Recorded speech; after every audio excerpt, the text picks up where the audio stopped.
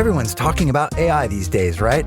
This season on Compiler, we're diving deep into how AI is reshaping the world we live in. Join us for a new season of Compiler, an original podcast from Red Hat. Subscribe now wherever you get your podcasts. Are you feeling overwhelmed by hormonal changes?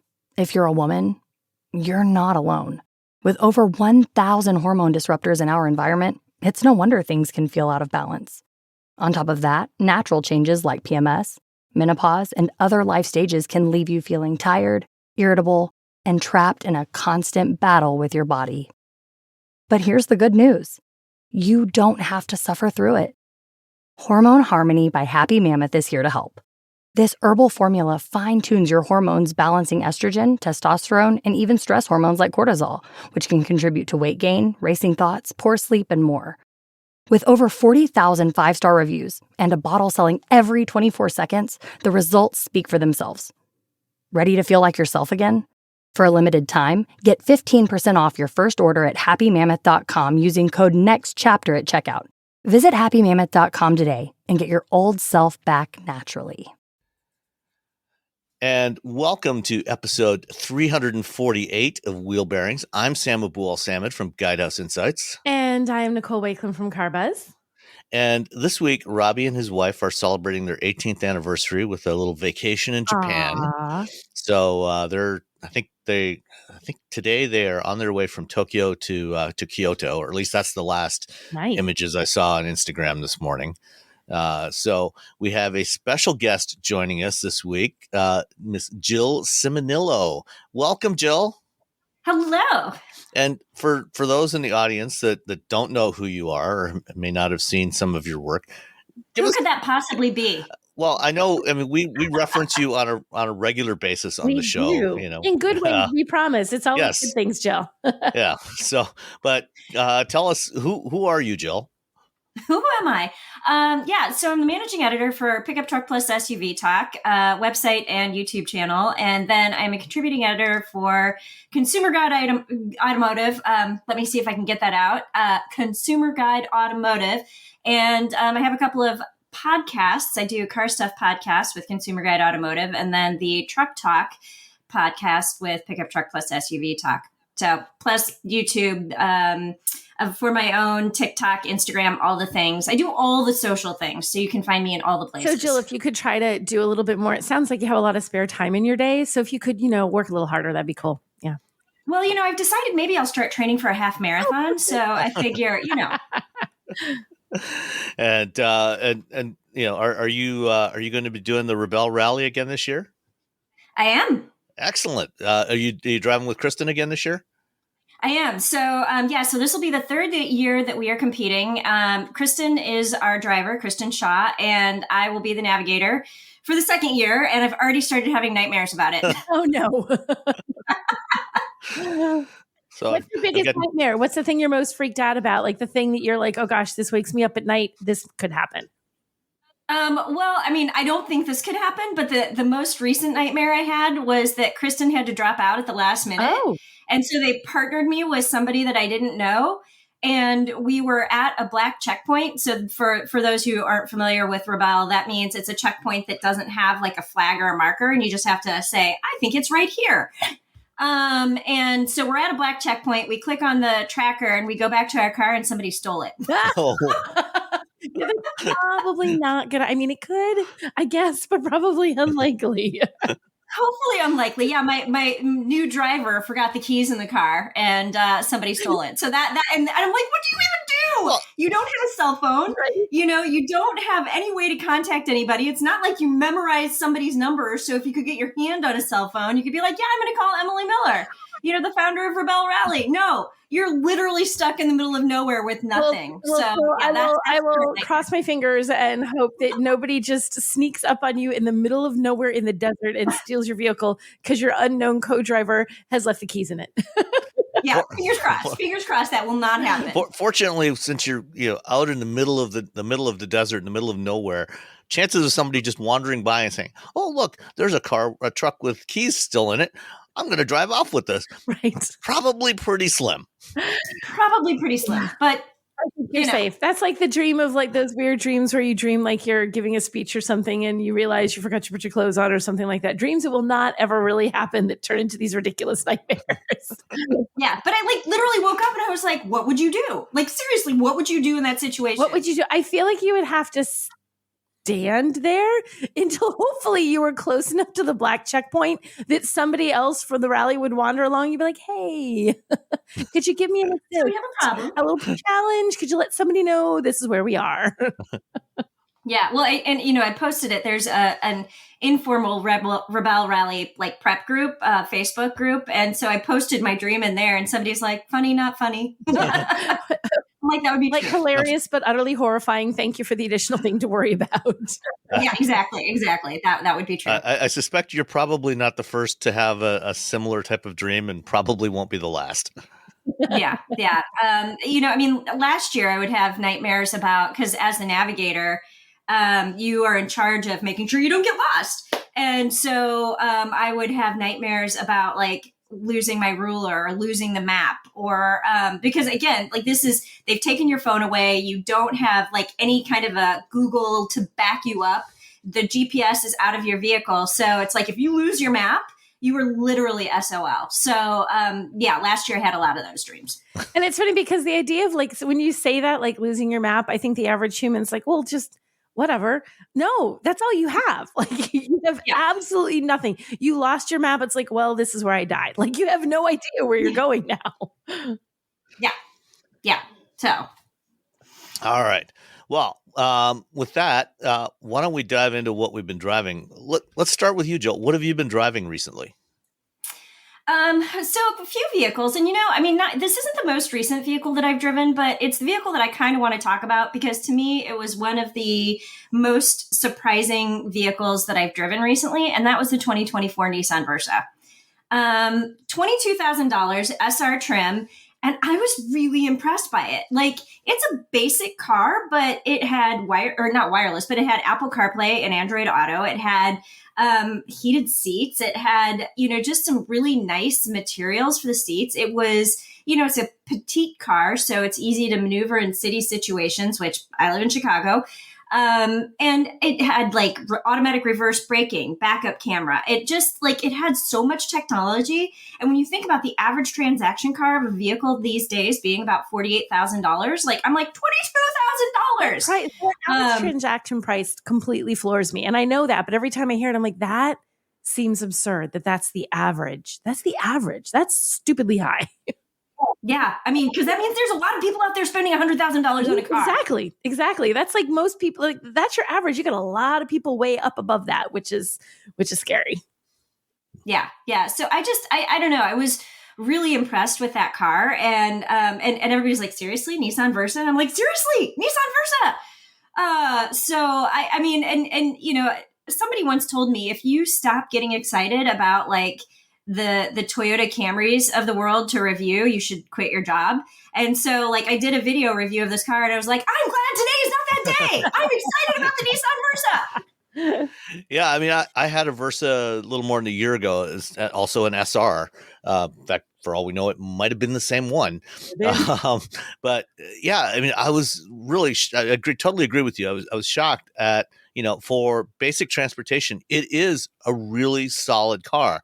It's not super fast, but it's got enough get up and go to merge on the highway.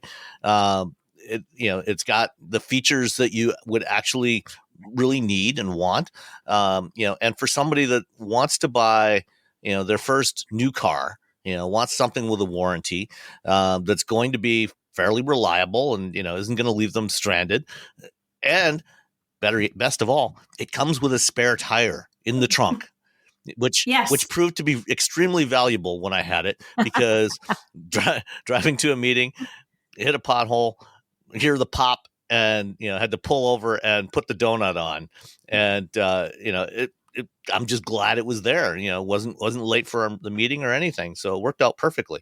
But yeah, I mean, it's a really, really nice little car to drive, and actually not that little. I mean, I'm somewhat taller than you are, Jill. But with the seat set, for my driving position, I could comfortably sit in the back seat behind myself. I'm like 5'11", 5'10", 5'11", depending on the time of day, and I could easily sit behind myself. So you can have 4 adults in this thing, and have them not feel like they're squeezed in. Yeah. Yeah, no, I just I was so impressed, and the trunk space is good. It's got a really wide opening trunk. I may have sat in the trunk during my video, but it just I don't know. I mean, I just can't get over it. And Nissan Kicks, I kind of have the same feelings about, which is their compact SUV that is also really cost efficient. I feel like Nissan has been knocking it out of the park with some of their lower end vehicles lately, and I just really wish more automakers would follow that trend, because, there isn't a day that passes that I don't get a comment on social media. This is too expensive. I can't afford this. Normal people can't afford this car. And so, when people ask me for an affordable vehicle that isn't going to break the bank, I'm like, Nissan Versa, Nissan Kicks. I've also recommended the new Chevrolet Trax. That's one of my favorite vehicles. I love the Trax. Yeah. Well, what you're saying about affordable cars is very true, that people, they're sort of like the unsung heroes. I can say it because they're not fancy. They don't have these unbelievable, responsive powertrains. You're like, oh, this is the best car in the world. But they get the job done. They're efficient. They're comfortable. They have the features you need. They have what you need. They don't have all this extra stuff. And there's a huge market. If you're just out of college and you need a car, or if you're on a budget and you need a car, or you want a commuter vehicle, but you just want it to do the job. You don't need it to haul stuff. You don't need it to have the whole family. You don't care about fancy leather seats and all this stuff. Cars like the Versa are awesome. I like the Versa. I've liked it I've said the same thing the last time I drove it. I'm like, you know what? This is a great first car. This is a great affordable option, and people need those. They're important. And if you're a parent, looking to buy a car for your teenager, that got their driver's license and needs something to drive to work, to school, whatever, and you want to get them something that is going to be relatively safe and efficient and cost effective. Versa a great choice. In fact, if the $22,000 for the Versa, for the SR, which is the fancy version of the Versa, is a little too rich for your blood, I'm just looking. You can actually still get, for 2024, you can get the base Versa S with a 5-speed manual transmission at under $17,000, and even with an automatic, it's just over $18,000. That's crazy cheap. That is for a brand new car, because it's not just, oh, well, you're spending more than you would in a used car. Yes, you are, but also it's brand new, which means all the warranties that come with a brand new car come with that car. So the added benefit to that is, if you're on a budget because you're buying this kind of car, right? You don't want to blow everything on your car. Well, if you have a used car that doesn't come with any kind of warranty or the same extensive warranties, when problems happen, you're on the hook for that, which is almost worse than having a car payment. You have to budget out X number of dollars a month. It's like, oh, guess what? You need to spend an extra $700 or $400 or $300 right now, or you don't have a car. With a car that's new and affordable to begin with, when that problem happens, it's covered. And that's a big deal. I remember when we were in our 20s and have a car and something would go wrong, and you think, oh my gosh, where am I coming up with $400 right now? I don't have it, Yeah. Well, and I will say, one of the comments that I did get on social media a lot was about the CVT. And they're like, it's so unreliable and it's so horrible, and Nissan CVTs. And I was like, okay, that's so 2013. There were problems with the CVTs. And Sam, maybe you can speak to this a little bit more. But, I know Nissan extended the warranties on the CVT, and they made a recommendation to change the transmission fluid a little bit, more regularly and sooner. And I've then, on the flip side, heard from people who've done those things who are like, nope, I haven't had a problem with it. But I feel like there's a lot of misinformation out there about the Nissan CVT that used to be true that's just not true anymore. Yeah, I think, in recent years, I haven't heard any major issues with the CVTs in the last 7 to 10 years. So I think you could get one of these and not worry about it. Just do the recommended maintenance, which is not particularly onerous on modern cars, and you'll be good. And just take care of it, and it'll take care of you. Yeah. And I think sometimes when people complain about, you hear people complaining about CVTs, aside from just a reliability standpoint that you're mentioning, Jill, but just like, oh, it's horrible, it's awful, it's miserable, you don't want to drive a CVT. Okay, you know what? Let's realistically, most people, if you get into a car, you're not going to immediately know unless you're one of us, whether you're in a CVT or not. Like you might notice noise or not notice noise. You might notice it smoother or not smoother, but it's not like, oh God, clearly this car has a CVT. Like, just back off. It's okay. You can drive one and they're fine. Yeah. All right. Excellent.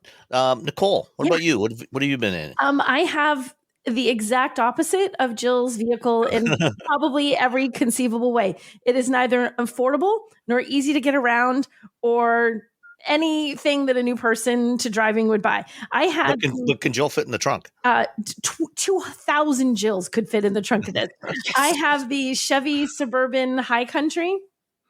Oh, wow. You could probably put the Versa in the back of the Suburban. I feel like you might.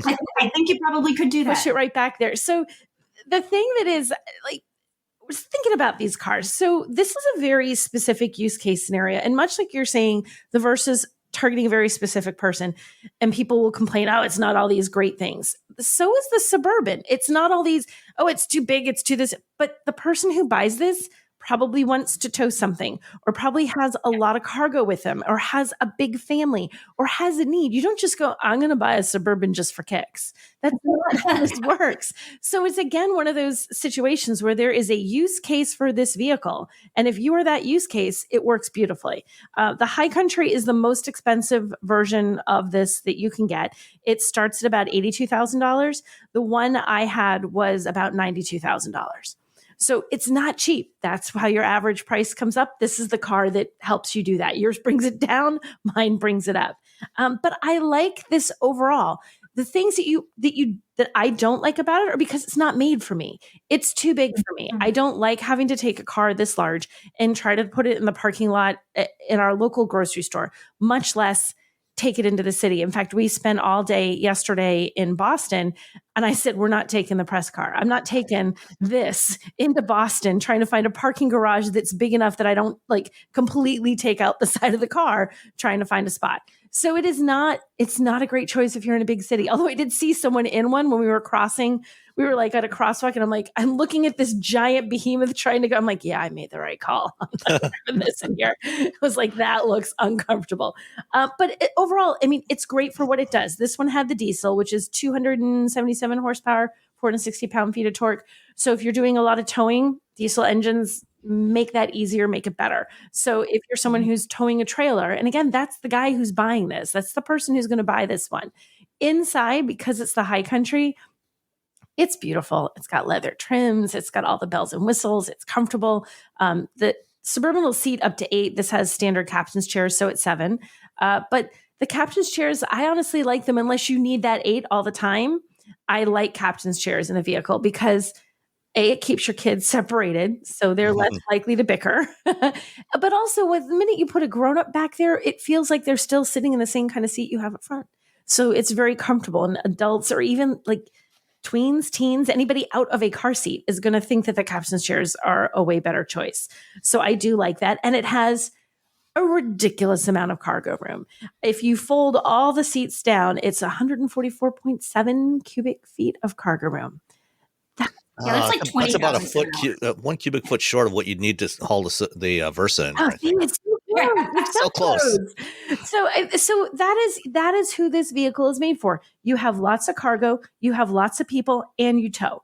That's when you're going to buy this vehicle. And if that's what you want, and you can afford this price tag, then go for it. Now you can always, you don't have to get the High Country. You can knock some off of that if you're a little bit more reasonable. You can get it in I think it starts the low 60s, mid 60s roughly is where it starts. So you can get it a lot cheaper than that if you want, if you don't care about all the bells and whistles. So even then you have a car, I'm driving it at a starting price of 82, but if you can get into it 62, that's still a lot. But for all of this, for that huge vehicle that has all the things that you could want to do if you're someone with cargo and lots of people, I'm a fan of this. I don't like parking it, but I'm a fan of it. the rear wheel drive LS starts at $61,195. Okay, yeah. So it's expensive. It is not going to be a cheap vehicle no matter what, but chances are pretty good if you're buying this, you're someone who needs this kind of, like, you can get cheaper vehicles to tow. You can get cheaper vehicles for a family, but you probably have a family. You're not probably 22 years old and have 3 kids. It could happen, but it's probably not likely. So you're likely a family, and you likely have a reason. You've got something. So you've had some time to figure out what you need, what you want. And I feel like for the person who has that, this is the kind of car to go. This is the thing to get. This is a perfect vehicle. It's not outrageous. It is reasonable for what it is in terms of pricing. Yeah, I mean, if you need to, haul 8 people and a horse trailer, or a big boat to the lake, right? This is your vehicle. And if that's covered, right? If you're just out of college and the most you're doing is carrying your duffel bag, your bookshelf, and your futon to your next apartment, this is probably a little much. Yeah. Then you get the Versa. Then you get the Versa. Yeah. Then you get the Versa. Yeah. So that's I like it. I like the Suburban. Yeah, I had a friend in Chicago. She lives in the northern suburbs. They had a Suburban, and they have no kids, but the reason that they had a Suburban is because they have 2 Old English sheepdogs. And very, very large That's kind of equivalent to about 4 kids. Yeah. I mean, they weigh like 135 pounds. So that's more than I weigh. But they would put them in the back, and then they would make the drive down to Florida, and they would want that for their, drive down to Florida car for the dogs, and then all of their luggage and stuff like that. So, I mean, they very purposely bought the car for that specific reason. I know people who've done the same thing when you're talking about dogs. I have a friend who has Newfoundlands, which are also giant dogs, and she shows them. So she does the same kind of thing where they need to drive them long distances. So she actually has, I think she may have had a Pacifica, but she always has either a minivan or a large SUV because she wants to have room to put him back there, but also have all the stuff and her husband to go to these various shows that they do around the country. So again, there's a purpose for vehicles like this. That's one of the purposes for that. Works beautifully. My dogs, on the other hand, are quite content in my Miata. Your little doggos are so cute.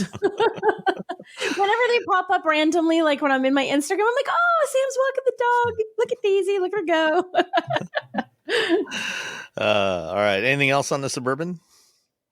I will echo Nicole's sentiment about being stressed out about having a vehicle like that in the city. Because, I live in Chicago, and I think you guys have mentioned it on the show before, but I love to play the Will It Fit game of Will It Fit in my garage? Will it fit?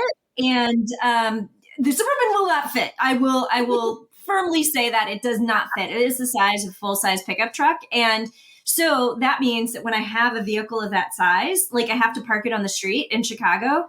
And I don't live like in city center, but I'm in the neighborhoods. And I do get a little bit stressed out parking a test car on the street, even though it's like right in front of my apartment. Like it stresses me out. And then, similar when John and I, my husband and I, when we're going out to dinner, I'll be like, yeah, so we're not taking the test car this week. We will be taking our GTI. So we have a little compact GTI, and I'm just like, yeah, that is going to be the appropriate car to drive into, downtown to have dinner. Unless you're planning to valet park it, in which case you let somebody else worry about parking. Nope. Even then, I do not trust a valet to touch a vehicle of that size. I can't tell you, I had some huge, I think I had like a Super Duty pickup truck once, and I had to go to the mall, and I at the holidays and stupidly drove that instead of my own car. And it was kind of, as I was getting to the mall, I thought, you've made a horrible mistake. I went to the valet because this mall had valet parking, and I was like, here's where I figure out I'm not doing this. I handed the keys. He's like, just pull it up ahead a little bit and I'll take it. Okay. I came out 3 hours later. It's still parked there. That's where valet parked. He must have looked at it and been like, I'm not doing this either. So it kind of was brilliant because I literally walked out the door of the mall, took the keys, hopped in my car, and drove away. But even the valet was like, I'm not doing that, lady. Yeah, I went back in about 2008 or 2009. I was working at a place. Our office was in downtown Ann Arbor, and we had some spaces in a parking garage across the street.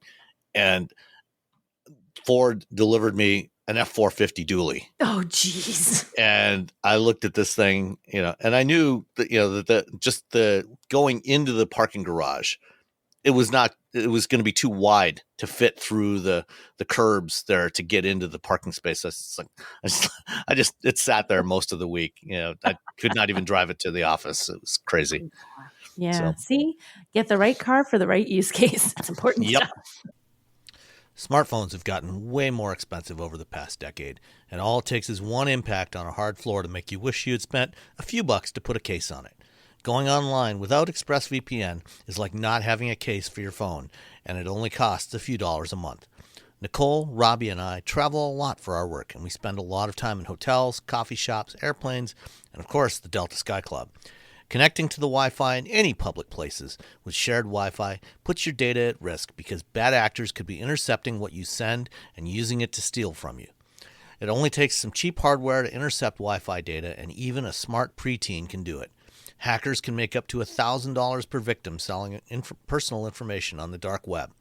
ExpressVPN stops the bad guys by creating a secure, encrypted tunnel between your device and the internet. ExpressVPN uses state-of-the-art encryption that would take a supercomputer up to 1 billion years to crack. I have ExpressVPN on all my devices, including a MacBook Pro, Windows laptops and desktops, and Android and iOS phones and laptops, or tablets. When I want to be secure, I just launch the app, click once to connect, and my data is secure. As I said, I travel a lot for my work, and I have to connect to countless public Wi-Fi networks in many countries. I have ExpressVPN on all my connected devices so that whoever else is on the same network can't see any of my data. That's important because I often have to check banks, credit card accounts, and transmit client data that might be sensitive, as well as filing articles on news that might be under embargo. ExpressVPN protects all of it, and I've been paying for my own account for years. Secure your online data today by visiting expressvpn.com/wheelbearings. That's expressvpn.com/wheelbearings, and you can get an extra 4 months for free. expressvpn.com/wheelbearings. Everyone's talking about AI these days, right? This season on Compiler, we're diving deep into how AI is reshaping the world we live in. Join us for a new season of Compiler, an original podcast from Red Hat. Subscribe now wherever you get your podcasts. Between client meetings, managing your business, and everyday tasks, who has time to worry about website hosting? With Kinsta's managed WordPress hosting, you don't have to. They handle the technical stuff, delivering lightning-fast load times, enterprise-grade security, and 24/7 365 human-only support. Simply switching to Kinsta could make your site up to 200% faster. Kinsta's custom dashboard makes managing sites easy, with powerful features designed to save you time and effort. Plus, their free expert-led migrations ensure a smooth transition. Ready to see why Kinsta is trusted by thousands of businesses? Get your first month free at kinsta.com. That's KINSTA.com. Kinsta. Simply better hosting. Did you know you can support Wheel Bearings directly?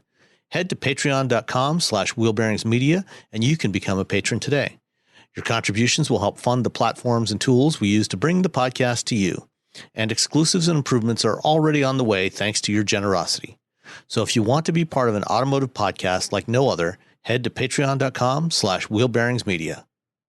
We've updated the Wheel Bearings merch store, and now there's a whole bunch of new choices, new colors, new styles, t-shirts, sweatshirts, hoodies, hats, mugs, travel mugs, stickers, aprons, tote bags, you name it. You can get your Wheel Bearings merch at shop.wheelbearings.media.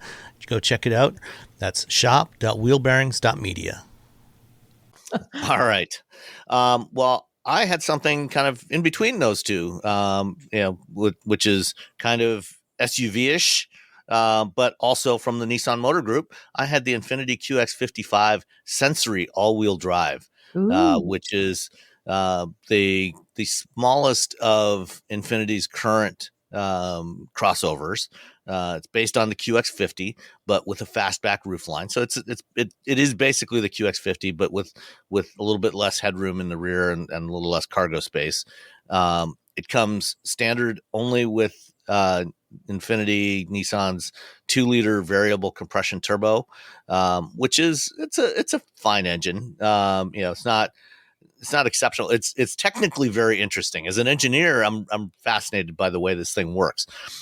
the goal when they designed this thing was to have an engine that had comparable performance to the V6 that they had previously been using and still use in a lot of their vehicles, but with the fuel efficiency of a 4-cylinder engine. I'm not entirely sure that they achieved either of those. It's kind of a jack of all trades and master of none. 2-liter turbo, 268 horsepower, which is good for a 2-liter turbo. Most 2-liter turbos are somewhere around 250, 260 horsepower. Some are a little bit more. About 280 foot-pounds of torque.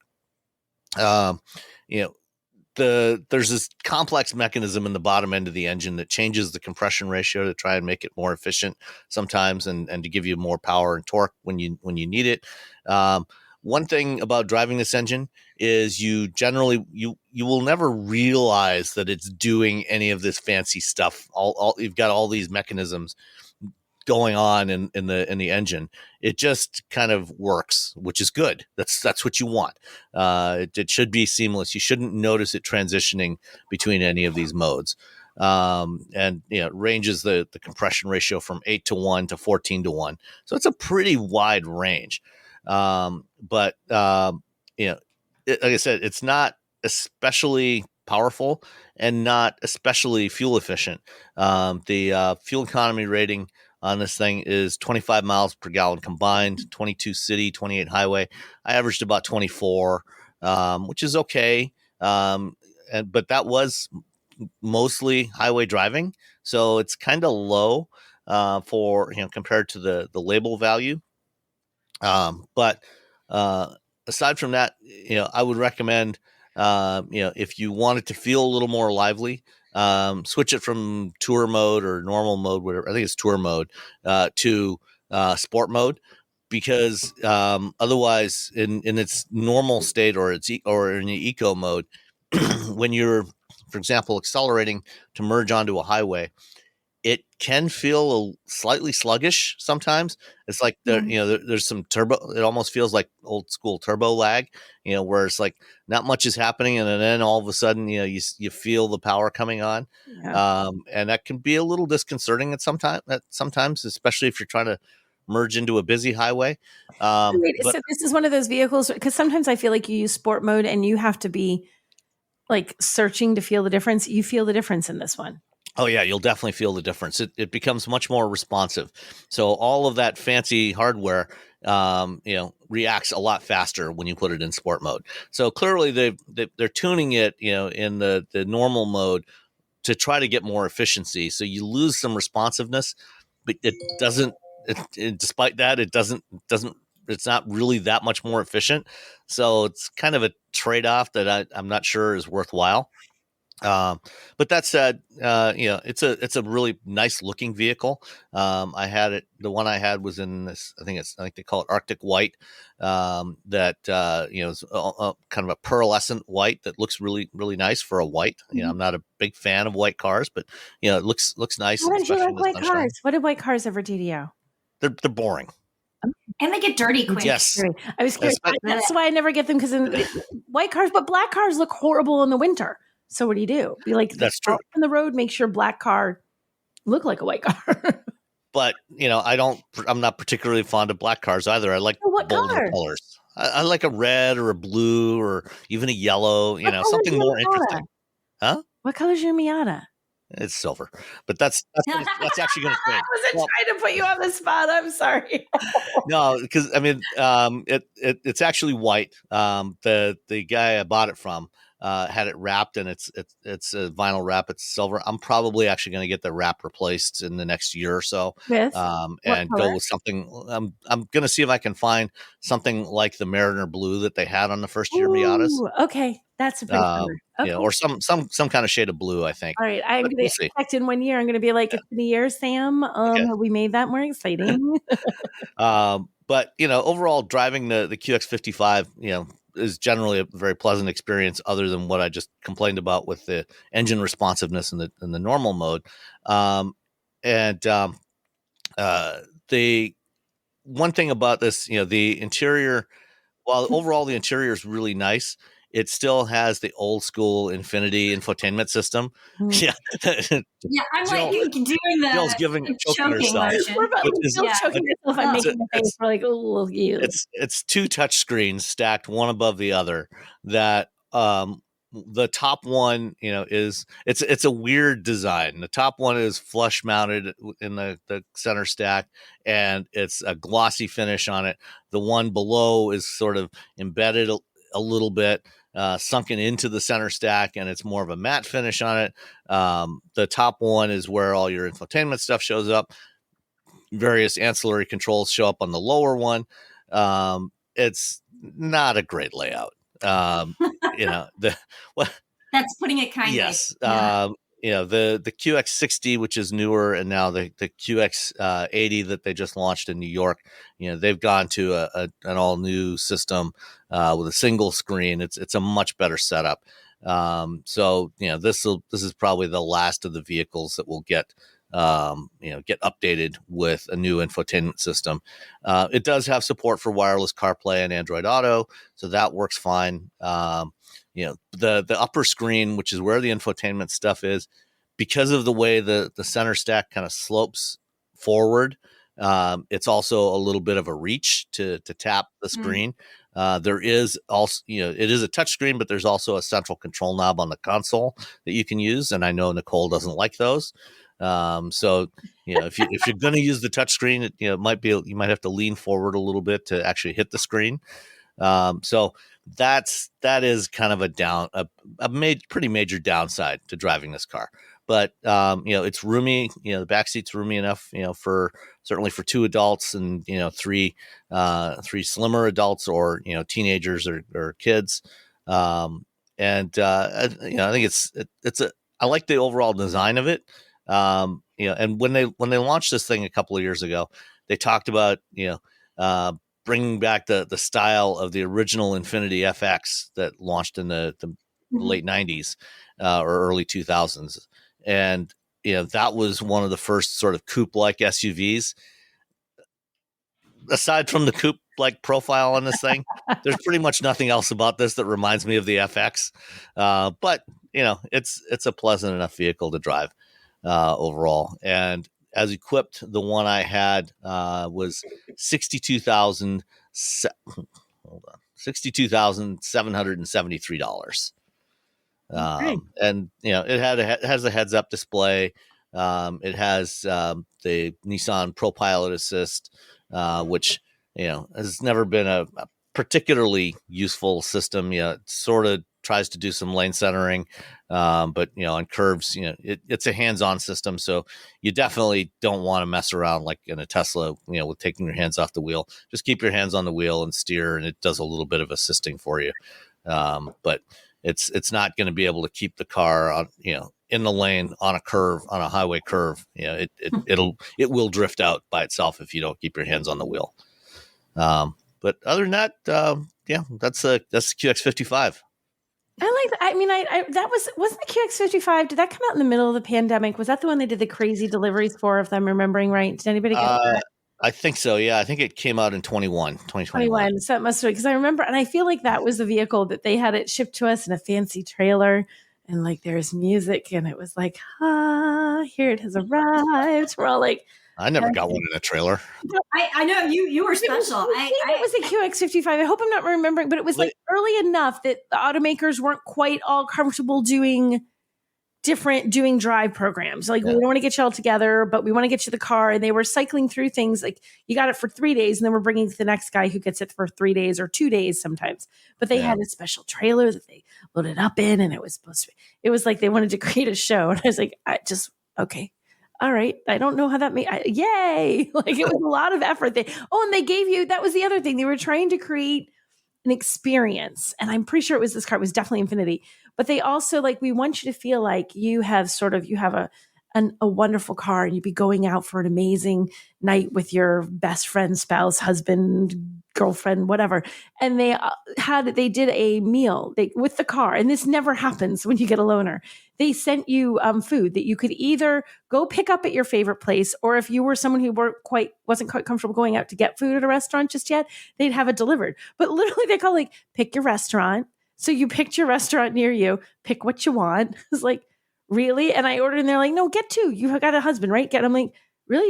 You're just going to get. So it was they were trying to create this experience without being able to do the normal thing, which was, we will take you to this place. We will show you the vehicle. We will talk about the vehicle. It was the most memorable car delivery experience I have ever had. Yeah.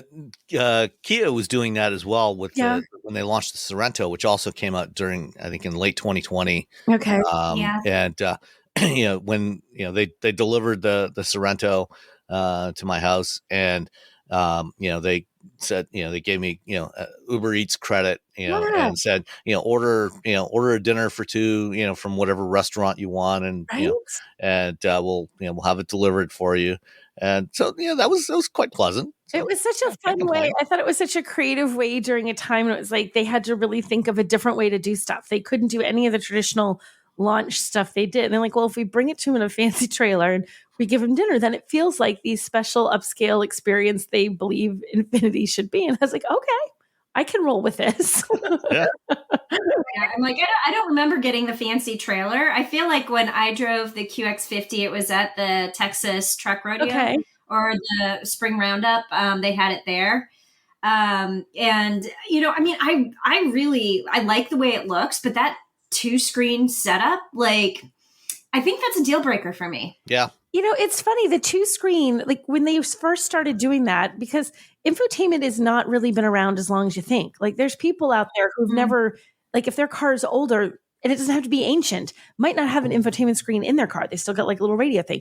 It's new. So having watched it gradually become a thing, the 2-screen thing for a little while, like for just the tiniest little bit in time, felt like, oh, no, 2 screens. Okay, this is the way we're going to do it. And everyone's like, no. Yeah, I think they launched it on the Q50 in like 2015 or 16. This particular system, and it was kind of novel, right? It was different from what anybody else was doing. It seemed kind of interesting at the time until you actually try to drive with it. And it's just not, the 2-screen setup is just not. It doesn't work. No, I mean, the only place I've seen a 2-screen setup work was in Land Rover, because they had their like Duo Touch, whatever, but it was like all on one seamless surface and the screens matched. And it made sense how they had it set up with like the HVAC and then the infotainment, and then but like that's the only instance I've seen like a 2-screen system work. Yeah, they don't. I feel like it was a test thing. Like, let's see how this works. And the OEMs are like, oh no, it doesn't. Let's move on. But then they kept using it anyway. They did. They introduced several more models with it. No, but like I feel like once they do, like, because that's not a small commitment, right? Once you commit to that as a car company, this is how we're moving forward. You can't always undo it as quickly. It takes a little time. Like there's things I would assume. These are in process. We know it's not working, but we can't un-engineer what we've just worked 2 years to get into the next iteration of this vehicle. We'll have to wait for the next one, and then we can pull this out because nobody likes it, including us. Yeah. All right. Let's move on to some of the stuff from the past week. Let's start with the Chevy Traverse. Let's see. Neither of you went to the drive because you were both in Europe cruising some rivers. We were cruising rivers. We were on vacation, eating too much food. Yeah. All right. Well, I will share my thoughts on the 2024 Chevy Traverse. They brought us down to Georgia for a couple of days. It was a fairly quick turnaround too. We flew in one morning, spent the afternoon, got some presentations, spent the first afternoon driving the Traverse Z71, which is they've added the Z71 trim to the Traverse, or Z71 if you're Canadian or British, to the Traverse lineup for 2024. So the Traverse is largely all new. It's based on the same basic architecture as the previous generation. So it's, the same size, but almost all the parts. I think they said one of the only parts that's actually carried over for some reason is the roof panel on the version that doesn't have a sunroof. So that sheet metal is common to the 23 and the 24. But if you get it with the panoramic sunroof, then even that is different. The Traverses, Chevrolets take on their upper midsize. They call it a midsize, but really, I remember when the original Traverse came out in like 2008 or 2009. At that time, the dimensions, it was actually about 1.5 inches longer than a Chevy Tahoe. Wow. And even now, the Traverse hasn't really grown in size. The current generation Tahoe got several inches longer. So it's now about 4 inches shorter than the Tahoe, but this is a pretty big, and compared to any other 3-row crossovers, this is definitely the biggest in the segment. It is like several inches. I think it's about 4 or 5 inches longer than a Hyundai Palisade or Kia Telluride. It's a couple inches longer than a Ford Explorer. Bigger. It's bigger than the Honda Pilot, the Highlander, Toyota Highlander. So it is the biggest in the segment, which means that it is quite roomy inside. The third row seat is actually pretty usable for adults. You may not want to, as an adult, you may not want to ride, from Chicago to Florida in the third row. But your kids will have no problem at all in the third row. But certainly going out to dinner or somewhere, or shorter trips, riding in the third row, not an issue at all. It's got lots of cargo space inside. This generation, they've gradually been transitioning the design. They referred to the first generation as kind of minivan like, which I don't know if I'd go quite that far, but it was definitely a little different. But each of the second and third generation now, they've gotten more truck SUV like, so a little more rugged looking, a little more squared off, and I think this generation is a sharp looking vehicle, quite attractive. And if you want something that looks more like a traditional SUV, this is definitely moving in that direction. And especially if you get the Z71 trim, like the off-roady trims that they're putting on, all the others, like the XRT, I think that Hyundai has, and Trail Sport for Honda, and the Explorer Timberline. This one looks more off-road ready. So with the Z71, you get 18-inch wheels with some all-terrain tires that actually have some sidewall. If you live someplace like Chicago or Detroit that has potholes, or Boston, even if the pothole Boston, yeah, even if you don't go off-roading, you may want to choose this one anyway. Just so you have more likelihood of your tires surviving, through more than one winter season. And you get some extra traction with this. There's about 1 inch more ground clearance. The Z71 does actually get a couple of proper skid plates. There's one at the front that kind of goes underneath, like from the bumper, underneath the radiator area, and then another beefier one that goes underneath, that covers the entire area underneath the drivetrain, the front part of the drivetrain anyway. So you at least have some protection from rocks. This is not intended to compete with a Jeep. This is not going to compete with a Wrangler or any of the Jeep Trailhawk models. This is for light off-roading. And they had a trail for us that was certainly more aggressive than the one that Hyundai did with the Palisade a couple of years ago. Okay, that has now become the gold standard for a horrible off-road trail. That poor Hyundai Palisade. We all reference, everybody does. Well, it wasn't like that one Palisade drive. That was like the biggest mistake. Which was literally like the smoothest dirt road I've ever driven on ever. If I can take a Camry on that, it is not really off-roading. I feel like I could have taken a Camry on that. It would have taken me a little time, could have done it. Yeah, and they took us to the Biltmore where the Land Rover like off-road school is, and I was like, yes, this is gonna be so much fun. I was like, oh. So, the trail we had, actually had some rocks and stuff, nothing too big, but, enough to exercise this thing. And it did good. It did fine. One of the nice things they have on the Z71, is they've got all the surround cameras, and, you can turn on the cameras and keep the cameras on, up to about 20, 25 miles an hour. So if you're going down a 2-track trail to a cabin or something like that, that's fairly narrow. You can keep the cameras on. You can see where the front wheels are. You can see all around you, so you don't, try and avoid pinstriping the paint with the brush on the side of the trail. It was surprisingly capable, and it was a relatively, modestly challenging trail. Like I said, a Jeep would have no issue with it, but for a vehicle like this, I was impressed. It did well. The Z71 also has a twin clutch rear axle, so that they can do torque vectoring on the rear axle. There's nothing like the trail control system that you get, or the trail turn assist system that you have on the Bronco and a couple of the other Fords now, where it'll lock up the inside rear wheel when you're going tight turns. I think that trail turn assist is amazing. I like that. But what it does have is they have the terrain mode on here. So there's an off-road mode, which changes the slip thresholds for the stability control and traction control and everything. But then there's the terrain mode, which when you engage that, it basically gives you one pedal driving. So it's like driving an EV with one pedal driving.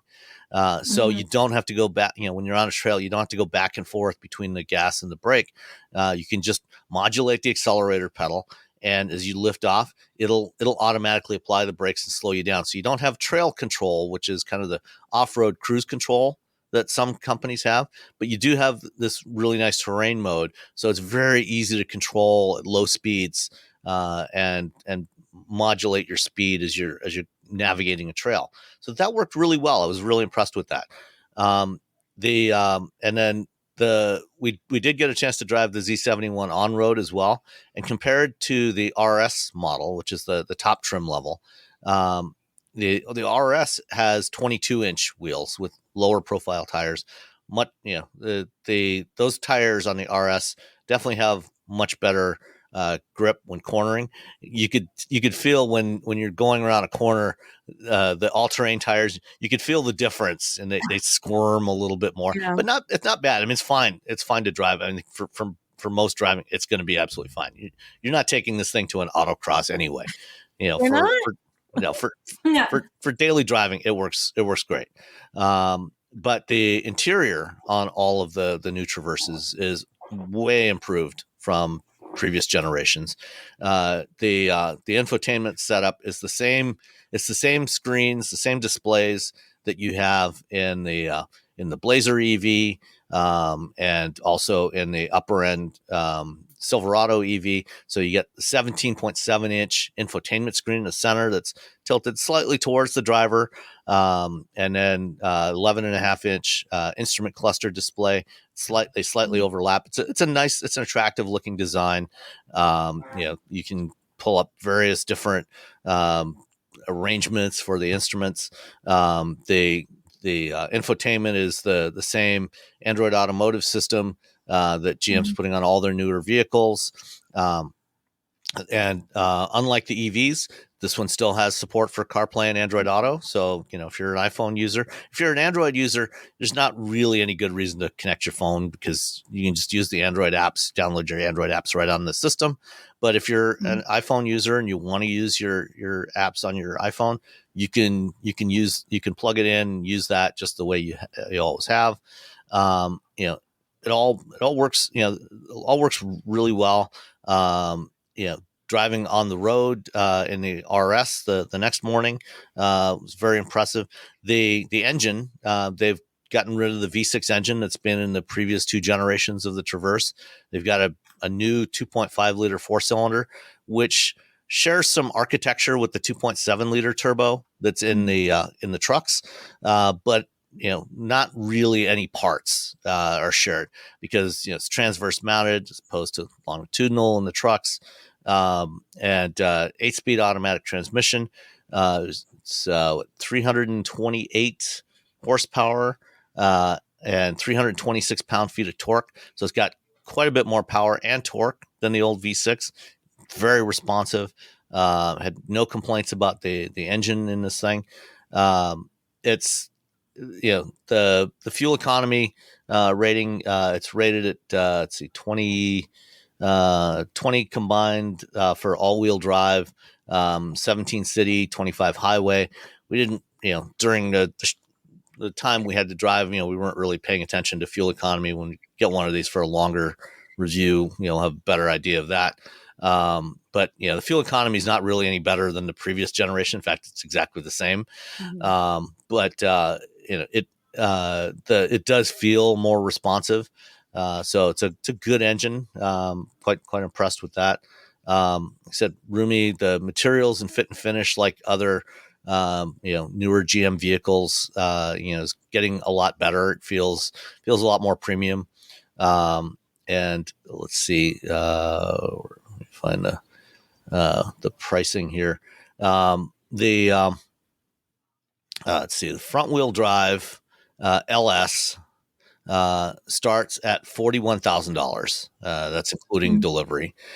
So there's only 4 trim levels this year: LS, LT, Z71, and RS. The LT is $43,395. The Z71 starts at $47,795, which is actually pretty reasonable compared to it's very competitively priced compared to things like the Pilot Trail Sport and other similar vehicles. And then the RS is another $10,000. It's $57,595, which is now you're getting into that high end. But with the RS, you get things like Super Cruise is included as standard. It's available on the Z71 and the LT, and you get 3 years of connectivity to support Super Cruise and all the other stuff before you actually have to start ponying up for something like OnStar if you want to keep using that. That is the 2024 Chevy Traverse. Oh, actually, just to clarify, the price I gave for the base price for the LS was for the all-wheel drive LS. The front-wheel drive LS starts at $38,995, so $39,000. Okay, it's not bad. It's actually not bad at all. One of the hardest parts of getting older is feeling like something's off in your body, but not knowing exactly what. It's not just aging. It's often your hormones, too. When they fall out of balance, everything feels off. But here's the good news. This doesn't have to be the story of your next chapter. Hormone Harmony by Happy Mammoth is an herbal formula made with science-backed ingredients designed to fine-tune your hormones by balancing estrogen, testosterone, progesterone, and even stress hormones like cortisol. It helps with common issues such as hot flashes, poor sleep, low energy, bloating, and more. With over 40,000 reviews and a bottle sold every 24 seconds, the results speak for themselves. A survey found 86% of women lost weight, 77% saw an improved mood, and 100% felt like themselves again. Start your next chapter feeling balanced and in control. For a limited time, get 15% off your entire first order at happymammoth.com with code NEXTCHAPTER at checkout. Visit happymammoth.com today and get your old self back naturally. All you homeowners have unique needs. Some feel the need to paint their door a vibrant shade of blue. Others have the need to decorate their bathroom with fish, anchors, and other nautical items. And because each homeowner has unique needs, Geico helps you get the right coverage for your home and what's in it. That way, you get exactly what's right for you, even if your needs are unique. Get more with Geico. And so I have a question for you. Are you an Android user? Yes, I am. Okay, so you said that, and I'm an iPhone, so like I am very unfamiliar with the Android thing. So you said that the Traverse gets the Android operating system, and there was no point in connecting your phone that you can download the apps. What does that mean? So that means that in the infotainment system, it's running on Android, and it's got Google Automotive Services built in. So that's got Google Assistant for voice recognition, Google Play Store. So the Google App Store is right in the vehicle. So if you have no phone at all, you can get into one of these vehicles. You can, as long as you have a Google account. If you don't have a Google account, you can sign up for one. You can tap on the Google Play Store, and you can log into your Google account. And you can download apps like Spotify and YouTube Music and Pocket Casts and whatever else. There's a whole all kinds of Android apps that download, and they don't download onto your phone. They download right into the infotainment system in the car. So it's running the same Android apps that are running on your Android phone.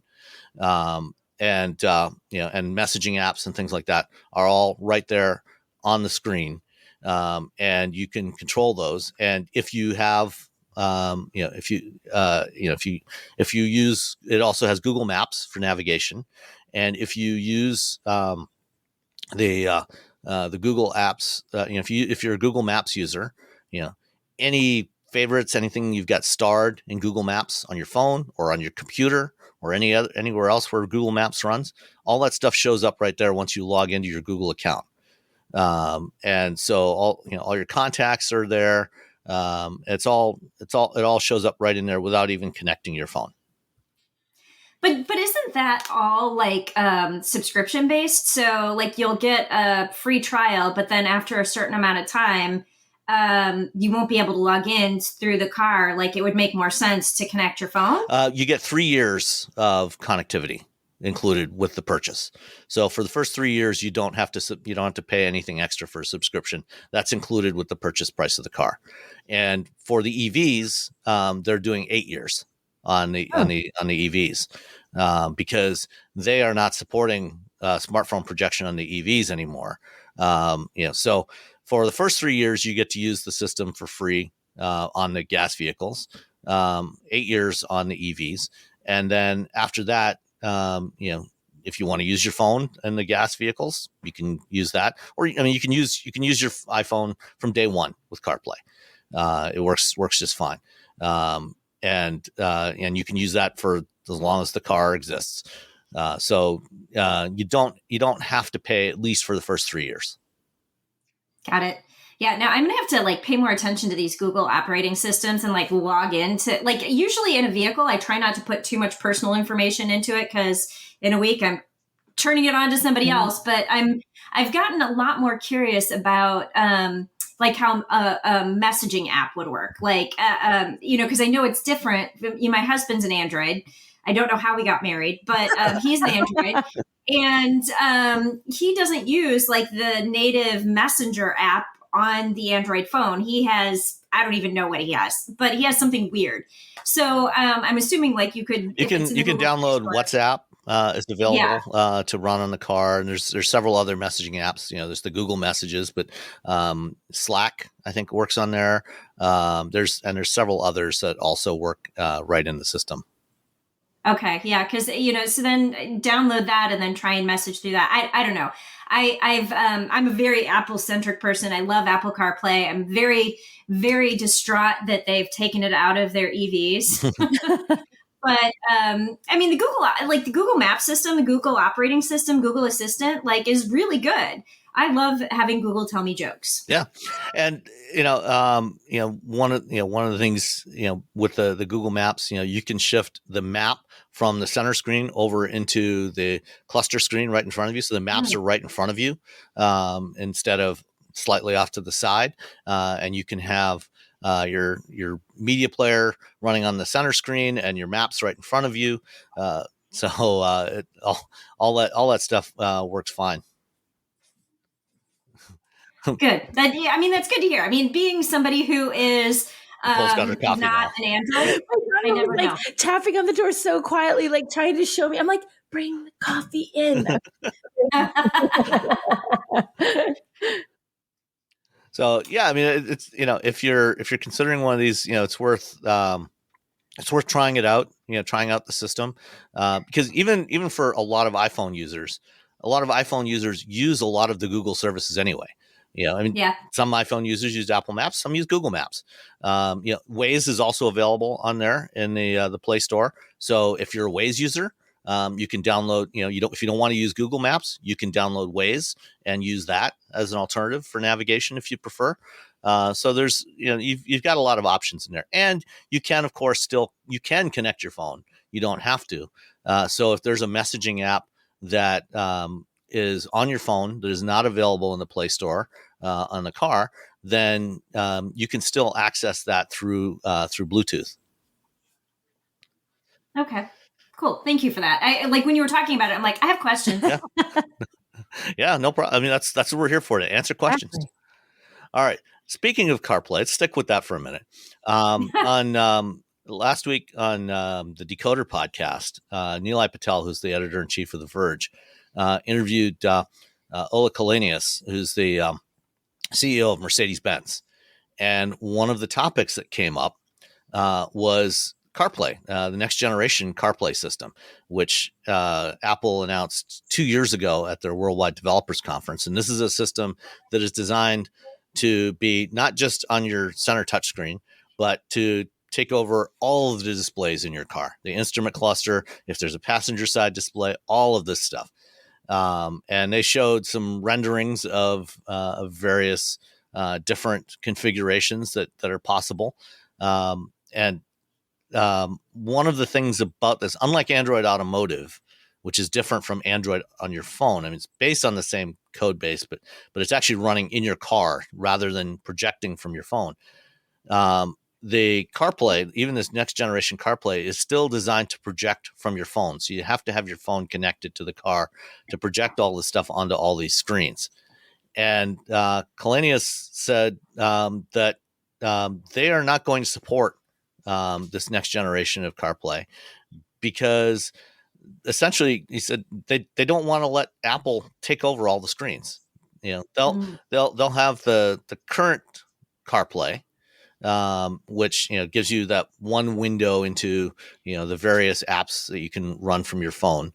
But, you know, Mercedes wants to retain control of the other screens, of the instrument cluster, you know, and have their look and feel to all of that.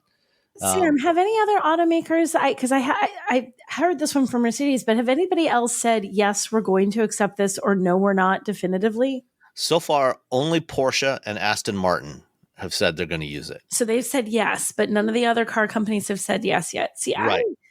My gut tells me that it's not just going to be Mercedes, because I feel like handing all that over, like some of that, I think like once upon a time, they all wanted their infotainment systems to be what everybody used, and it was personalized and it was different. And then everyone's, okay, we're all kind of using our smartphones to do this. But still, what makes it a GMC versus a Buick versus a Jeep versus a Toyota is a lot of the stuff around that, how things look and the graphics that they put up that are all fun. And like, you know, you get in some of them and now it's just like trees and rocks or whatever as you load. If you start handing all that over to Apple, then you remove some of the personality that makes any of that look like you're in a car that's just not any old car. I can see why you'd be reluctant to do that. Well, and I think the other part of being the reluctance is, I mean, it's the same reason General Motors removed Apple CarPlay from its EVs. Mm-hmm. They want your data. Mm-hmm. They want you to subscribe to this thing, and they want to be in control of all of your information. And if Apple is taking control, Apple has control of your information, not Porsche, not Mercedes. Well, to be fair, you know, the OEM still has, they still have control of all that data. What they don't want to do is they don't want to share it with Apple. You know, I mean, because the thing is, you know, because it's a projection system, you know, the manufacturer still has to build their own system in there anyway. So what Apple's doing is they're overlaying on top of that. So the manufacturer, you know, they still know all the stuff that you're doing in the car. They know, you know, how fast you're driving, you know, how hard you're hitting the brakes, you know, when you're charging, where you're charging. They know all of this stuff because that's all native to the vehicle. So they still have all of that data. What they don't want is they don't want to share it with Apple. That's the difference. Do you think what do you think that's gonna mean? So like, I think and you're the tech guy. So now this is the Sam tells Nicole and Jill about tech stuff. Because I think about things where like you have an old version of an iPhone, I don't know, an iPhone 5 or something, and you're loath to get rid of it because you like it for some reason. And there comes a point where whatever it is that people are running, even if it's the same app, it's no longer running the way you want it to on your phone because your phone is so old. Do we risk a point where if they don't do it, suddenly you can't get your phone to project properly onto things? Like, is it going to require them to do sort of like two separate updating systems? At some point, Apple's like, well, we're not supporting doing regular old boring CarPlay anymore. If you don't want to do it, that's your problem. Yeah, no, that is absolutely true.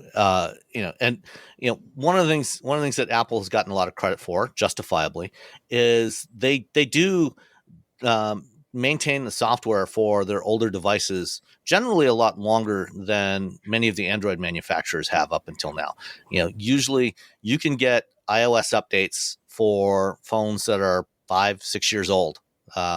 What tends to happen is, you if your phone is 5 years old, you will get the iOS update. You won't necessarily get all the features of that update based on what the hardware on the phone can support, because the phones change every year. The hardware changes, and they add new capabilities to the phones. So not all of the features will be supported, but you will get updates. And so that, Apple has done really well with that. But there will come a point where, if you're still running an iPhone 5, if you like small phones, great. Because there's not really any small phones available yet. And I do know people that hold on to old iPhones. That's absolutely true.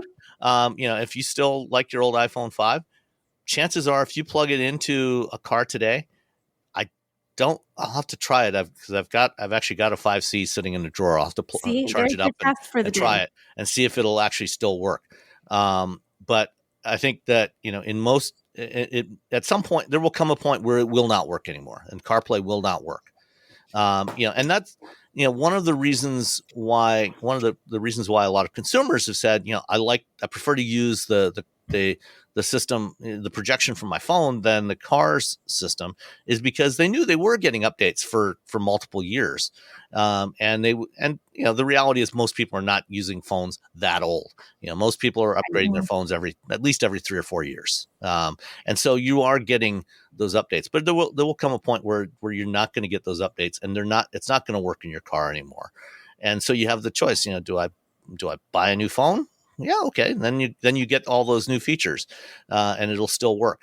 On the automaker side, automakers know that cars are used far longer than any of our consumer electronics devices.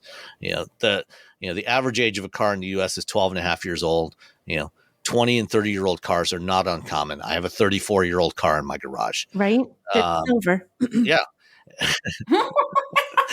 And so it's I've talked to multiple automakers, as they're trying to make these transitions, and they understand that yes, we are going to have to change the way, they're changing the way they do software. In the past, basically unless it was something that was so horribly bad, like my Ford Touch back in 2010, for the most part, most infotainment systems did not really get updates very much over the life of the car. As they're doing these modern systems, they know they're going to have to maintain them and update them for many, many years. So it's going to be more like what we're used to with our phones. And so we'll see. I mean, if they can maintain that pace of updates and upgrades over the life of the car, we'll come back to this question in 10 years. Okay, let's make that a plan. May 5th, 2035. 2034. In the 2000th episode of okay, so, and one other thing that I have heard from a couple of manufacturers, off the record about this next generation CarPlay, actually, something I heard from somebody at GM. One of the reasons why GM decided to drop CarPlay support from their EVs, when they made that decision, Apple was still working on a car. And basically they at that point, they decided, well, Apple is a potential competitor. We don't want to share that data with a potential competitor. Which makes a lot of sense, actually. Yeah. Apple's no longer working on a car. Will they change their attitude? I don't know. We'll see. I mean, I think, in a year or two from now, once a bunch of these GM EVs are on the road and we see how consumers are responding to not having CarPlay, GM, could very well change, because the reality is the system, the hardware and the software that's running on the Blazer is exactly the same infotainment software that's running on this Traverse. So if you had to bet, what do you think is going to happen? Do you think consumers are going to really balk at this? Or do you think largely they're going to say, well, not thrilled with this plan, but I want the car. I think, some consumers will balk and they won't even consider buying a GM vehicle, a GM EV. But on the other hand, I think those that do will try the system and they'll say, yeah, it's fine. It works. It's reliable. It's responsive. It does what I need it to do. And, I can still Bluetooth my phone, to play Apple Music and get iMessages, and it works fine. So I think it won't be much of an issue. I took a very informal poll of, because I was curious what younger kids, like 20 somethings, young adults would think, who are much more like, I must have the tech that I like, or I don't want it. Asked a whole bunch of my daughter's friends who are in the 20 to 24 range. I said, if you would not being able to use Apple CarPlay on a car or Android Auto, if you had Android, like would that, not having that, make you not buy that car? And every single one of them was like, oh no, my next car the first time I buy a new car, it has to have it. Every single one, it was like, I said, is that just kind of, it would be, you'd have to think twice, or deal breaker? And all of them, deal breaker. I don't want it. There's plenty of cars out there that have it. So they were so I'm wondering how generational that is, how age focused. Like if somebody at a certain age group is like, I don't care. And that some people like, I want it to be easy and convenient and have my phone plug in and boom, be there. And if it's not, then I'm not buying that car. So I'm curious. I'm really curious how it's going to roll out.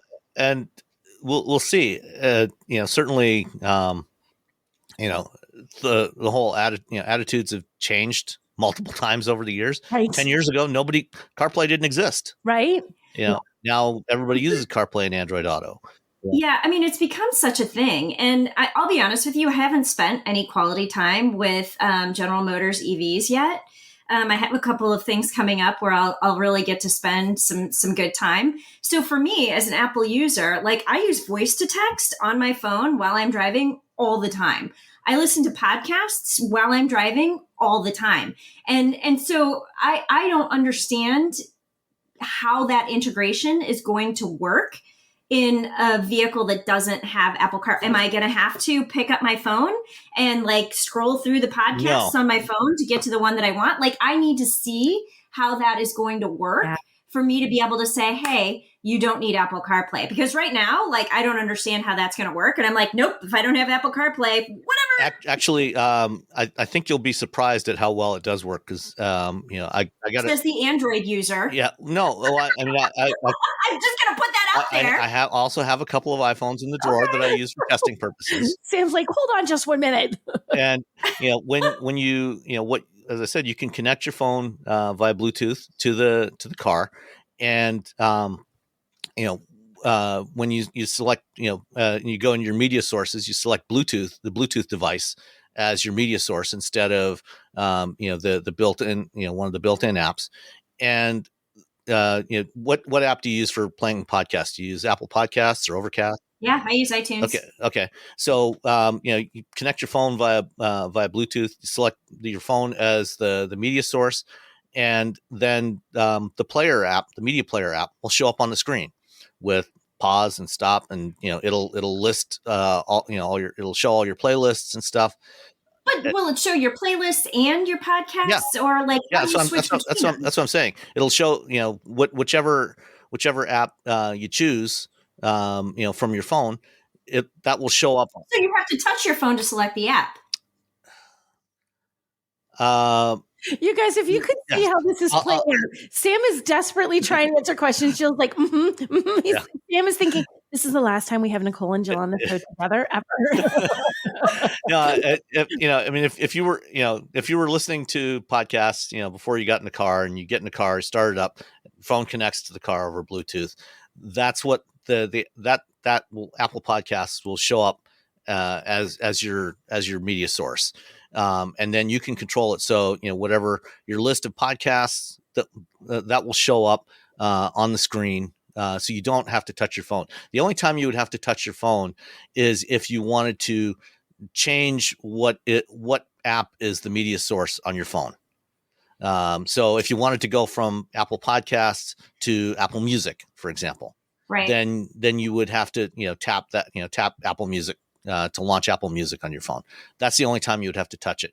Same with messages, for iMessage, that will just show up, when you tap on messages, that'll show up your your list of messages will show up on the screen. I'll put a link to when I did the Blazer drive in December. I did a demo, so there's a video on the Wheel Bearings YouTube channel where I actually had the GM guy show me how that all works. And so I'll include that link in the show notes for today's episode so you can see what that looks like. Yeah, thank you. Because I mean, I will watch that. No, it's a legitimate concern, for iPhone users, and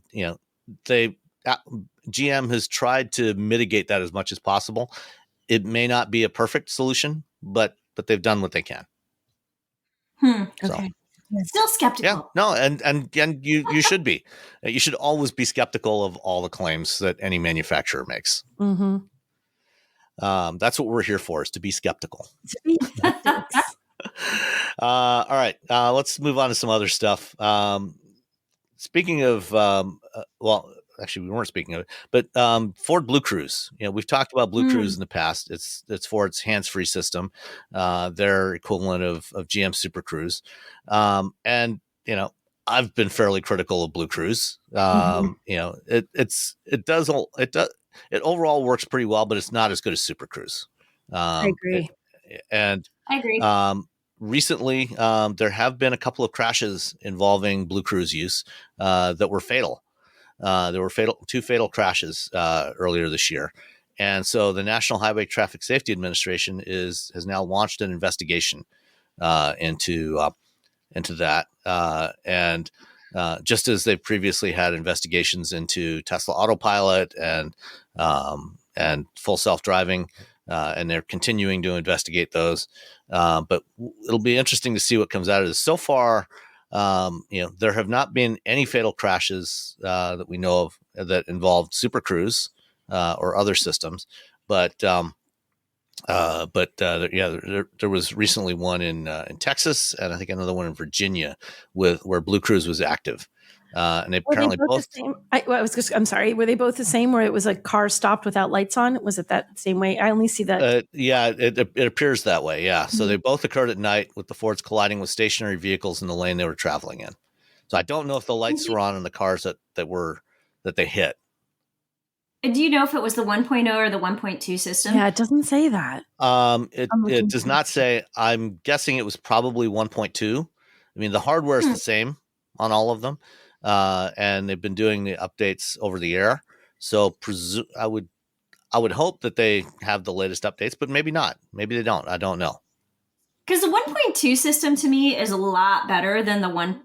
Yeah. And like the 1.0 system was like bobbly between the lanes and not terribly steady. And, 1.2 was a lot better. But I did have problems when I was using BlueCruise where it tried to take me off on an exit.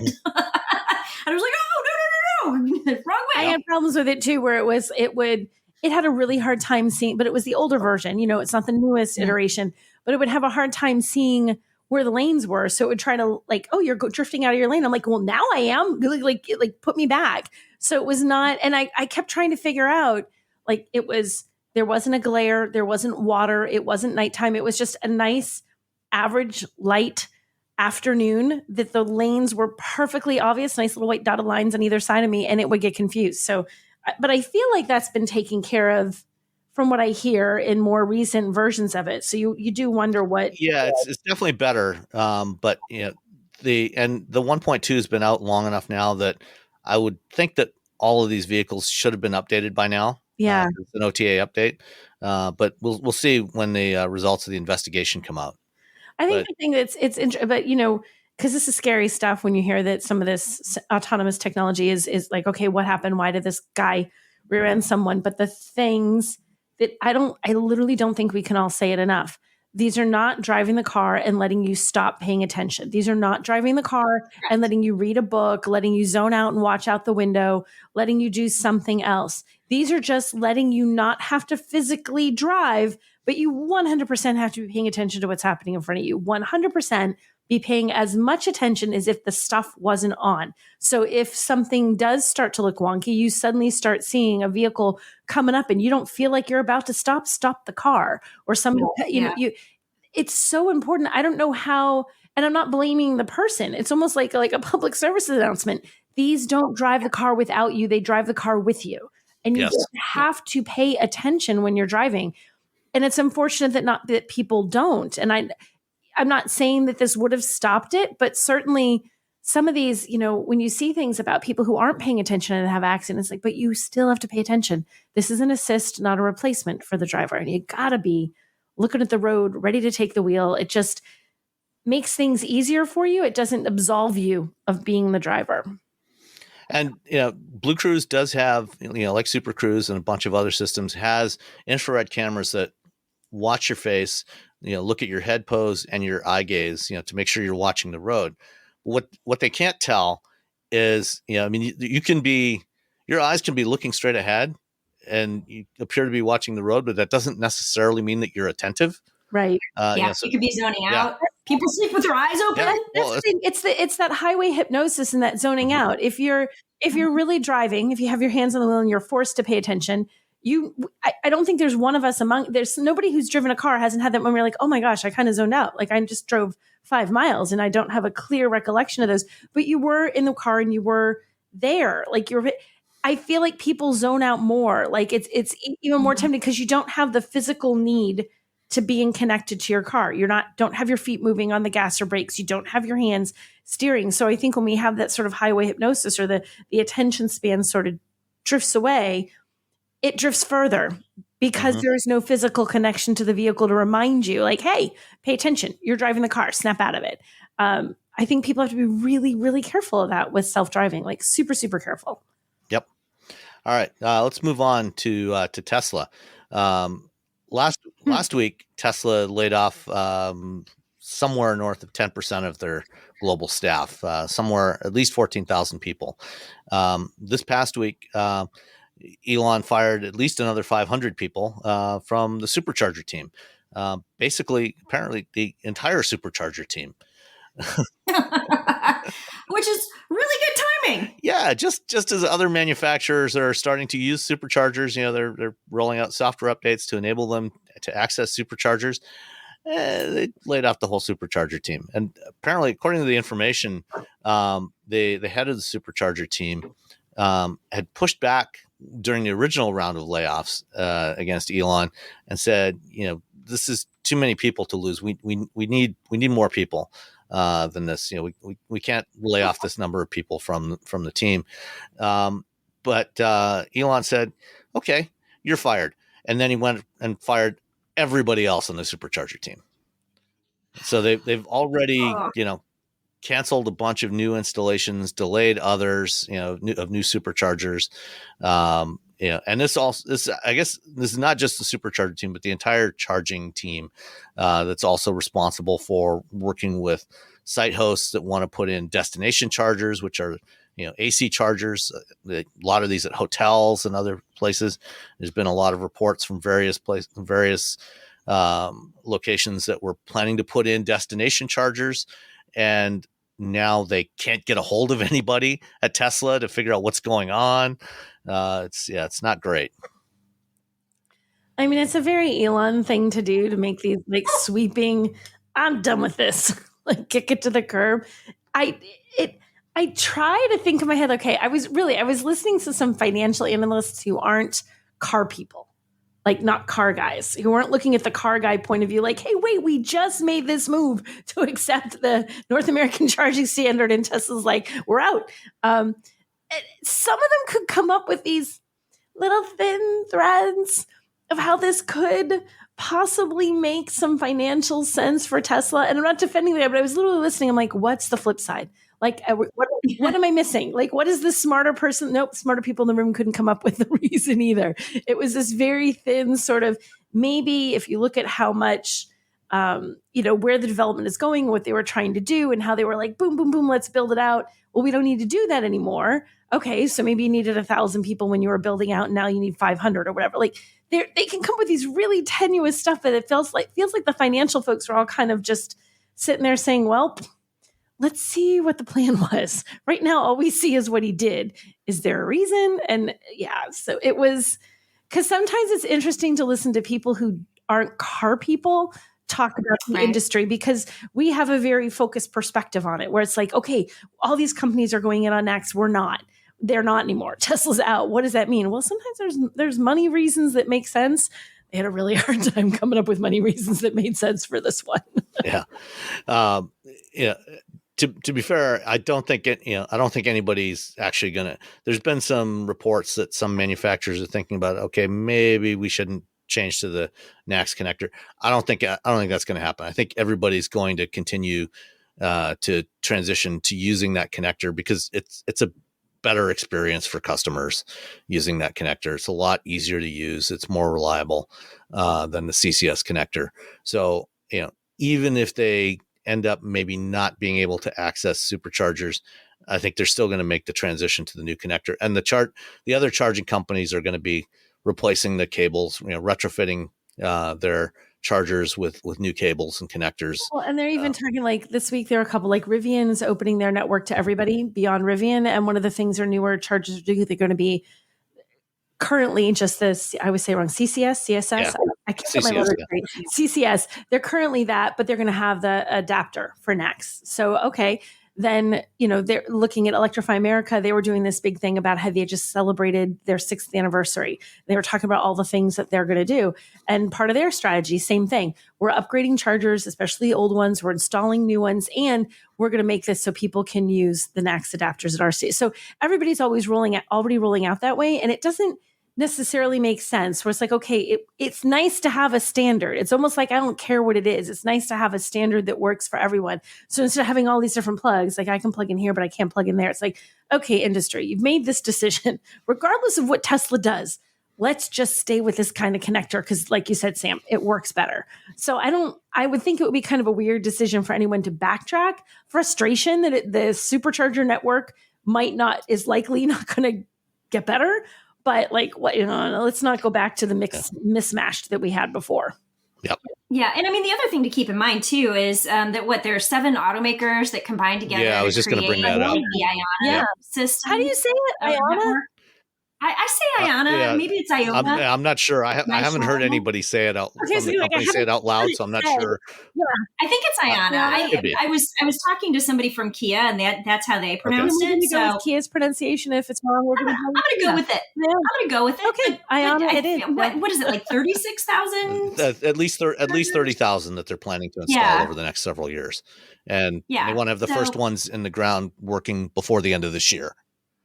Yeah, so that's coming. So, I mean, regardless of what Tesla does, like there's going to be more support. There's other companies that are buying into the NACS system. And, this Iona, which is supported by 7 of the automakers who decided to switch, they are going to finally start putting their money where their mouth is and start creating actual charging networks. Yeah. And, I suspect that, managers at Iona and Electrify America and EVgo and everywhere else they've been pouring through LinkedIn this week, searching for anybody that worked on the supercharger team and trying to recruit those folks. I know. So I imagine that director for the Tesla supercharger is not going to be out of work for very long. No, definitely not. All right. One last item I wanted to bring up is this week. Let's see. We lost Nicole there. The National Highway Traffic Safety Administration finalized a new regulation, which they've first proposed about a year and a half ago for automatic emergency braking. So most cars on the road today, most cars being built today have some form of automatic emergency braking. They voluntarily agreed to put that on starting around 2015, 2016, I think, and have it in place by 2022. The systems that are out there today are not terribly effective. They only work at speeds up to about 25 miles an hour. But with this new regulation, by 2029, all new passenger cars, including SUVs and pickup trucks, will be required to have a new, much more capable automatic emergency braking system that is able to apply the brakes, when it detects anything, an imminent collision. It speeds up to 90 miles an hour and up to 45 miles an hour when a pedestrian has been detected, which should go a long way to making the roads safer, especially for pedestrians, because that's been the biggest area of growth. Let's see. Oh, Nicole just lost her internet. Working on it, so proceed, and hopefully I'll be back in a second. Okay.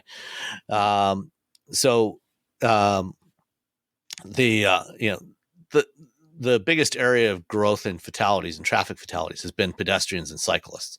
So hopefully, and Nicole says she just called IT. He's on it. That would AKA her husband. Yes, that would be Russ. So anyway, this should help a lot. One of the requirements is that the vehicles be able to stop and avoid contact with the vehicle in front of them at speeds up to 62 miles an hour. And they have to be able to detect pedestrians in both daylight and darkness. So I think what we're probably going to see over the next several years is manufacturers starting to incorporate infrared, thermal imaging cameras in addition to the visible light cameras that they have today, and possibly even LiDAR and more advanced radars to enable this. Well, I don't know if you follow the Insurance Institute for Highway Safety testing at all, but I wrote a couple of stories this week about this new final rule from the NHTSA, and I was looking at how the IIHS does its testing, and they have a new automatic emergency braking or front braking system test, and they test the vehicles at 3 speeds on motorcycles, on cars, passenger cars, and then on semi-trailers. And their speeds only go up to 47 miles per hour. So the fastest they are testing these vehicles is at 47 miles per hour. And the subset of vehicles that I was looking at were their small SUVs, and only the Subaru Forester 2024, not 2025, which is coming out, but only the Subaru Forester was able to stop at 47 miles per hour and not hit anything.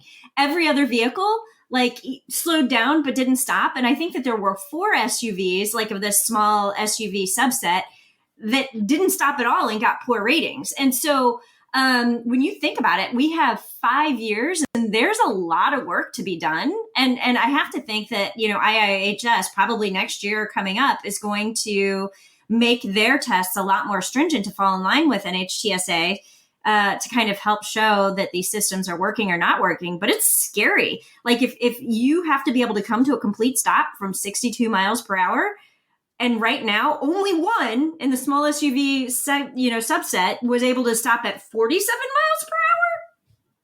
That's not good. Well, manufacturers have been aware of this for some time, and they have been working on this, and they know what's going to be required to she's back. They know what's going to be required to make this happen, to make this work. They know what sensors they're going to need to use. And so I don't think it's going to be too much of an issue. It is going to add a bit of cost to the vehicles, but I think this is an area where it's worthwhile to add some cost. Nicole, we're just talking about the new automatic emergency braking regulation that was finalized this week. Gotcha. Okay. I'm sorry, everyone. My router decided it needed to take a nap, and I'm like, what's going on? So I had to. But looking at the time, I know, Jill, you have a flight to go catch, so I want to be thoughtful of your time. I really appreciate you joining us today. It's been a lot of fun, and we'll definitely have to have you back again soon. Absolutely. No, thank you so much. This was a lot of fun. As you can tell, I like to talk. Well, that's why we invited you. It's not much fun having somebody on an audio podcast that doesn't like to talk. It's not very helpful. And then you go to those people, you have somebody and you're like, oh, that you like. So what do you think about this? It's good. Could you elaborate just a skosh on that for us? Yeah, it's like trying to put my husband on video.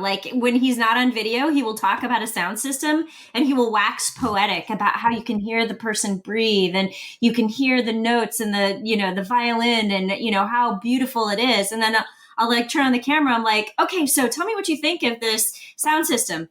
It's nice. I'm like, no. That is not what you just said. Again, thank you, and we'll definitely have you back again soon.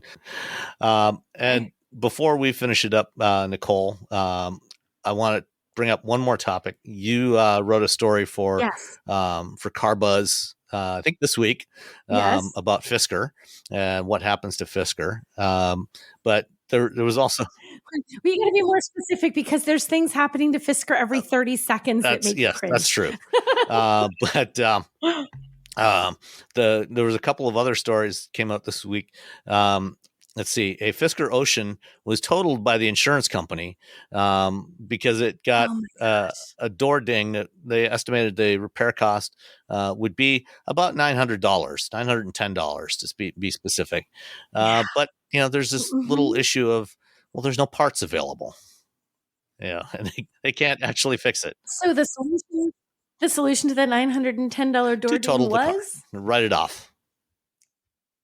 How which was like 30, like tens of thousands to be of fair, dollars. There was that included a broken door hinge. So there was a crease in the sheet metal and a broken hinge, and that I think the hinge was the problem.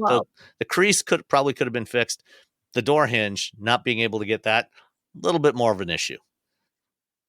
Which is another one of those sort of side issues that you think about with Fisker as they have not declared bankruptcy, but gosh almighty, it just does not seem positive for them at all. And the way the second part of this, I see you have in the show notes, is how they are on occasion getting things fixed is apparently they have something of a graveyard with prototypes and vehicles that weren't shipped. And Fisker's occasionally like, hey, Mike, you want to go out and see if you got a door hinge for the guy in Oklahoma? It's kind of like going to your local pick and pull yard, to find parts for old cars. It's like, oh yeah, okay, here's an old Malibu. Let's pull off that door handle or that mirror or whatever. And Fisker is apparently doing that with their prototypes, just pulling parts off of them and shipping them to the service centers. Ridiculous. And then I guess the part that was kind of nerve-wracking about that is, and this is a report from employees supposedly about the sort of graveyard that the employees are calling it, but it is full of both prototypes and production vehicles. Not such a big deal. I wouldn't be that freaked out if they pulled a production hinge off of another production car. Okay. But if they pull it off a prototype car, it does make you a little bit nervous. And I don't know, we have no Fisker person making a statement. Let's be clear. Don't get mad at us, Fisker. But this is what employees are saying. And it's like, well, there'll be a little, because we've driven prototypes. You and I both, Sam, they're largely fine. Right. Largely fine. Mostly fine. It's the part that's not mostly fine that would make me question, is that really a part we should be sourcing from a prototype? Shouldn't we be going with something approved and done and perfect? Something that's been validated. Yeah. Hopefully they're only taking parts that are production representative. There we go. And we talked about, you really helped me out with a story that I wrote for CarBuzz about like what'll happen to your vehicle. You own a Fisker goes tomorrow. What does that mean? And it doesn't mean your vehicle stops working, but we were talking about how the whole software defined vehicle thing means at some point, even like we were talking about like old iPhones, at some point your vehicle is no longer getting updated. And without a software team to say, oh, we've discovered something we need to fix, that requires a software fix. Well, there's no software team to do that fix. So enjoy the brick in your driveway. Which is frightening. It's bad enough when your computer or your phone is bricked, but your car? Especially if you've spent $60,000 or $70,000 on the car. Yeah, I think it's not a cheap car. This owner, in the one that was written off, let's see, they estimated they lost about $20,000 because the insurance company paid out $53,000. So and these first edition Oceans went for about $70,000. So you lost a lot. Like that's a lot of money to lose. Like that's a stinker. I mean, Fisker is having tens of thousands of reservations that have been canceled over the weeks as the news keeps getting worse. And on one hand, you feel bad for the company, but also there's the very real knowledge. Yeah, but if you buy one and they're bankrupt, you are at some point, like realistically, at some point you're going to be you're going to be stuck. You're going to be stuck because the vehicle you have cannot be repaired because it's going to be some software. You know, if things break that you can go to a mechanic and have him fix the hinge and your insurance won't cover it, but you can just go pay to have it fixed. They can get parts that will do the job of other parts, but you can't create software that you have. Hardware can be fabricated.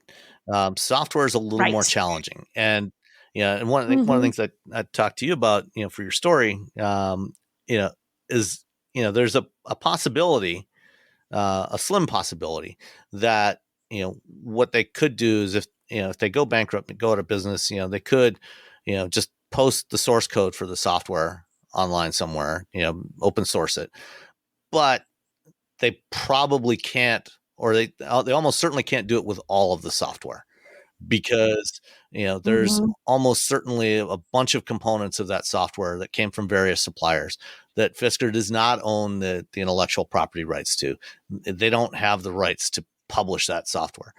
The stuff that they do own, that they did themselves, they could publish that, and some enterprising developer wanted to go in there and fix some bugs, they could potentially do that. But I think that there's also a very high risk with that, because a lot of this, safety critical stuff. It's one thing to go in, and, make changes, to download the Android open source software and hack around with that and, add some features, fix some bugs, changes, and publish that and let somebody load it on their phone. But to do that on a car is a very different liability situation. And, if the car crashes or something bad happens with software that you've modified, you could be on the hook for that. So I don't think anybody's actually going to want to do that. Except maybe like for their own car. If there's a software developer that owns an Ocean and they want to play around with it, fine. But I think if there's, I don't think it's something, as if I were a software developer, I don't think I would be wanting to publish that anywhere. All right. We have again lost Nicole to the vagaries of her router. So we're going to wrap it up there. Thanks everybody for listening. We'll be back next week. Don't forget, we've got shirts and stuff at shop.wheelbearings.media if you want to show your support for the show. And thanks to all our patrons for supporting us. And we will talk to you next week. Bye. Everyone's talking about AI these days, right? This season on Compiler, we're diving deep into how AI is reshaping the world we live in. Join us for a new season of Compiler, an original podcast from Red Hat. Subscribe now wherever you get your podcasts. All you homeowners have unique needs. Some feel the need to paint their door a vibrant shade of blue. Others have the need to decorate their bathroom with fish, anchors, and other nautical items. And because each homeowner has unique needs, Geico helps you get the right coverage for your home and what's in it. That way, you get exactly what's right for you, even if your needs are unique. Get more with Geico.